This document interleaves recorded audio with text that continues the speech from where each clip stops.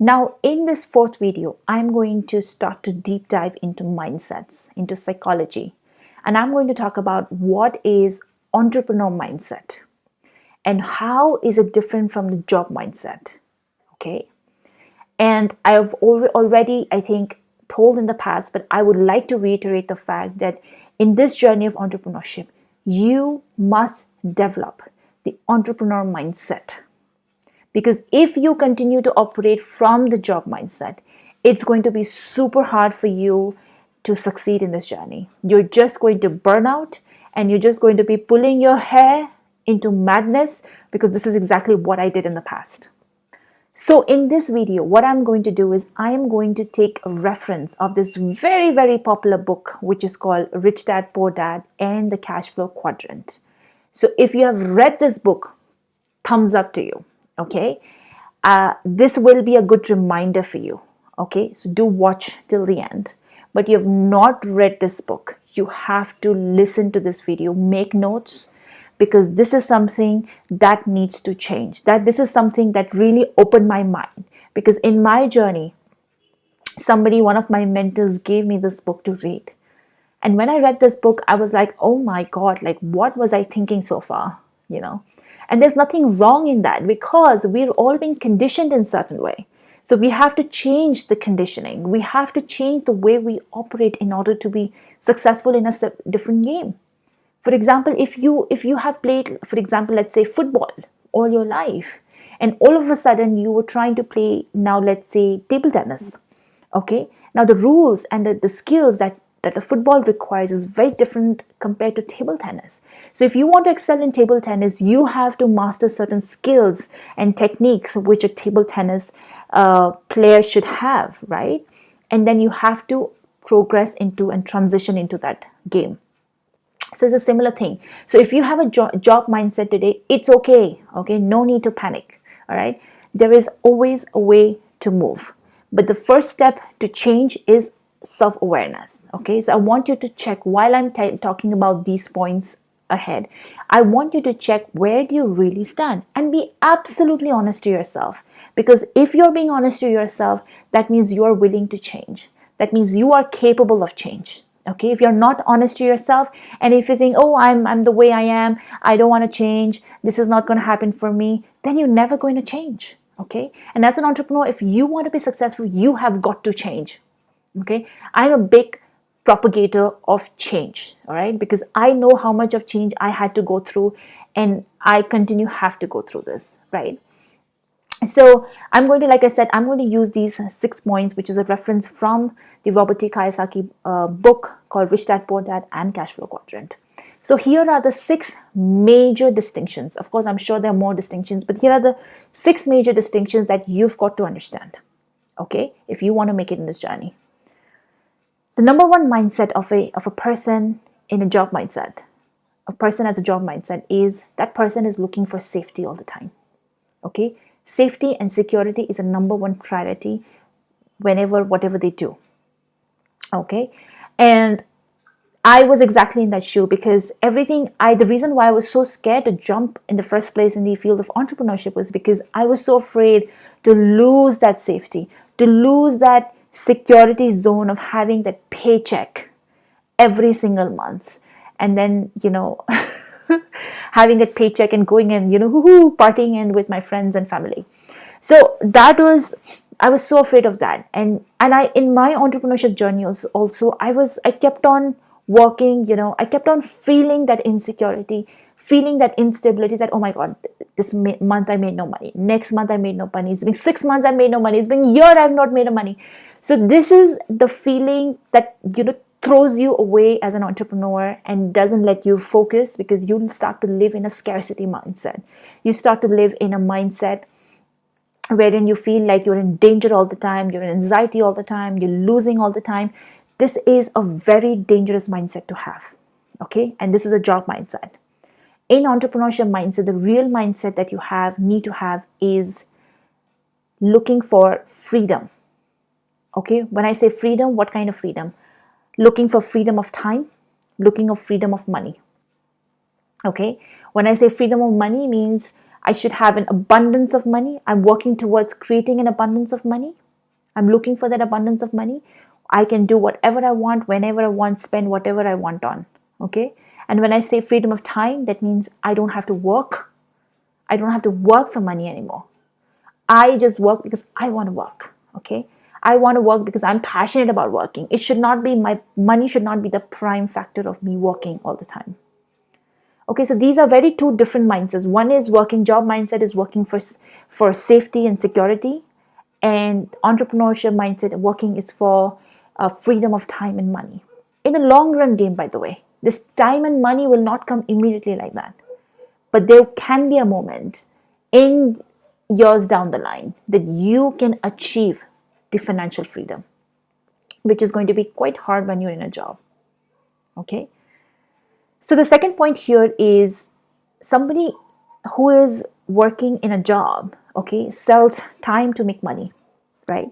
When you're doing 9 to 5, you're basically giving your time, your skills, your energy, your knowledge. In return, you get money, okay? A person as an entrepreneur, what this person does is he spends money to create time. They work in this concept called leverage, okay? What is this leverage? Leverage is basically using someone else's time and effort and knowledge and skills and creating a value for yourself. Okay, and you're spending money for it. It could be about building teams. It could be about building technology. So you're basically creating a value out of nothing. So here, in the other sense, in job mindset, you're just trading. You're trading your effort, your skill, your mindset, your knowledge, and you're getting money out of it. Here, you're giving money and you're creating value out of it. Huge, massive difference of mindset again. Third point is instant gratification versus delayed gratification. As someone with a job mindset is looking for instant gratification. Oh, you work from day 1 to 30 days, 31 days, and then you get a paycheck. That's instant gratification. Whereas in entrepreneurship, there is no instant gratification. There's no way that you can really figure out how long you might have to work and put in that effort before it starts to give the results. It's almost like a farmer approach. When a farmer sows a seed and then, it tries to nourish it, it tries to, you put water, they need sunlight, it needs manures, it needs fertilizers, and you need to protect it from animals and things like that. So there's a lot of effort going in before you can start reaping the result, right? Imagine if a farmer starts to lose his mind or lose his patience before the harvesting season. Do you think he would ever get the results that he wants? Absolutely not.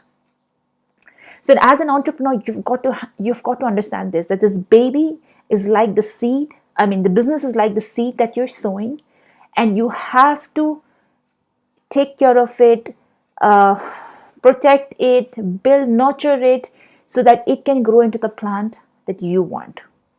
Okay, again, a very different mindset, both of them. Instant gratification versus delayed gratification. The fourth point is the person with a job mindset always has a massive fear of failure. And I know I can relate to this because when I started, I had a massive fear of failure. I think I was just working my ass off because I just didn't want to fail. I was working so hard, not because I wanted to create a value or change the world. It was just because I did not want to fail and I didn't want to be a loser. So people with that mindset has that fear of failure, which I had to now build into become somebody who welcomes new opportunities, looking for new opportunities. And I had to become somebody who would not see failure as losing, who would see failure as simply as looking for new opportunities. It just means that the thing that I was doing did not work. It simply means that I need to find a better way. That's it. So a person with an entrepreneur mindset needs to be always open to ideas, always open to newer opportunities. And even if there are challenges, they would view it as opportunities. Because like I said, I want to believe there is always a silver lining. And it has been in my life. It has always worked like that. So you've got to be able to find the silver lining. What is that opportunity? What is it that I have to learn? What is it I have to transform into? What is it that I have to create out of this? So this is the mindset that you have to build over a period of time. By the way, it sounds very simplistic. All of them can sound very simplistic, and it would look like, oh, okay, this is something that I can do it easily. Well, it's not. It's not that easy, because we all have been conditioned in certain way for years, and years, right? Now, to change that into a different mindset takes time, it takes effort, it takes conscious decision to change, and it takes, mentorship. Okay, I couldn't have done this alone, honestly. I really needed people to help me become that, to check on me, to help me hold my hand and pull me when I was getting stuck. So please take these points very, very seriously and understand what you need to be working on. The fifth thing that I want you to highlight is a person with a job mindset is always looking for a higher paycheck, right? When you're in a job, you're like, oh, when will I get promoted? When will I get a bonus? When will I get a higher check? Etc., right? But a person who's an entrepreneur is somebody who's driven by vision and passion, okay? A person who has an entrepreneurial mindset worries more about how he or she is going to accomplish the mission and the passion and the vision that he or she has created for herself, the company, and for the world. That is what they're driven by. They're not driven by making for higher profits or getting a higher paycheck, okay? Money becomes a byproduct here. The concept, the belief is that the more you create value for other people, the automatic money generation will happen. You will have more generation, genuine value for other people. So you will be able to create value for other people, and you will be able to get money in. But your focus cannot be simply that, oh, I want to make more money, more money, more money, more money. Again, reflecting back, going back to the fourth point of making more money quickly. So that is a very wrong mindset to have. So you have got to be patient. You need to have clarity in your vision, your mission, your passion, and you just have to continuously work on it more and more and more and more and more till the results actually come to you, what you want. Okay, I hope it makes sense. And the sixth point, last but not the least, is how people really use their money. So a person with a job mindset, okay, is using money for liabilities. Whenever this person gets money, this is how I used to operate. I used to get a paycheck end of the month, and my first 10-15 days of my month would go on shopping, buying new things, gadgets, clothes, shoes, bags, going out for parties, going out to restaurants. So I would spend all my money on liabilities. Okay, why do I call it liabilities? Is because once you spend money on them, you cannot get it back. Okay, they're not your assets, these are liabilities. You're just simply wasting it for certain amount of either product or service or experience. Okay, but people with entrepreneur mindset think very differently. They are the kind of people who are here to build assets and not liabilities. They're not the kind of people who will keep spending and then have nothing in their pocket. Okay, their spending style is very, very different. They are more concerned about making assets. Now, what are these assets? It could be investing. Okay, it could be buying real estate. It could be investing in themselves to grow as a person, as an individual, to have more knowledge, more skills. So they are the kind of people who are consistently investing in themselves and the things that they can own, which will produce them revenue, can give them passive income. Okay, your real estate, for example, you buy real estate, you put it on rent, that is passive income. Let's say you buy a vehicle, you put it as an Uber taxi, that's a passive income. So these are the people who are actually thinking about passive incomes and creating wealth. They're investing in stocks. They're investing in different, things that would give them returns. It's not just about going to the restaurant, eating good food, and then forgetting about it. There's no returns there. It's not about buying a car, an expensive car. And, a lot of people with the job mindset do this. They have a salary, they take up loan, and they would buy a car, and then they would keep doing EMI every month, right? But you have to know, car is not an asset, it's a liability. Why is it liability? Because once you buy a car, there's something called depreciation. The moment exits the showroom, there's a depreciation, right? The moment you try to sell a car immediately after the showroom, do you understand if there's a depreciation of 10% right there? And then you have maintenance of the car. Every year you have to do servicing, or every few months you have to do that. Then there's fuel charges, then there's breakages, blah blah blah. So there is no money that is coming inside your pocket. So let me give you a definition, a clear definition, a very simple definition of difference between asset and liability, so that you can decide for yourself what is an asset and liability. So the simple definition is that I have learned from Robert T. Kiyosaki is anything that puts money back in your pocket is an asset. Anything that puts money back in your pocket is an asset. And anything that pulls money out of your pocket is a liability. Okay? So if, like, going back to the real estate example, if I buy a house, okay, and I'm staying in that house, okay, let's say I buy this house and I'm staying in this house, is this an asset or a liability? It's not an asset. We have been conditioned to believe that this is an asset, or buying your own house an asset. It's not an asset. Why? Because I am not getting money in my pocket. If I buy this if this house on an EMI, imagine every month there is money that is going out of my pocket, right? Plus, there is maintenance to this house. Something breaks down. I have to color this house. I have to buy furniture. I have to do. There's so many expenses that takes money out of your pocket. Okay, the only way the house can become an asset is when you decide to put this house, or I decide to put this house in the market, and let's say I generate an income of 10,000 per month, every month, right, with very minimum cost in it. So when this house starts to generate me profits, revenue, and it's putting money back in my pocket, that's where I would start calling it as an asset.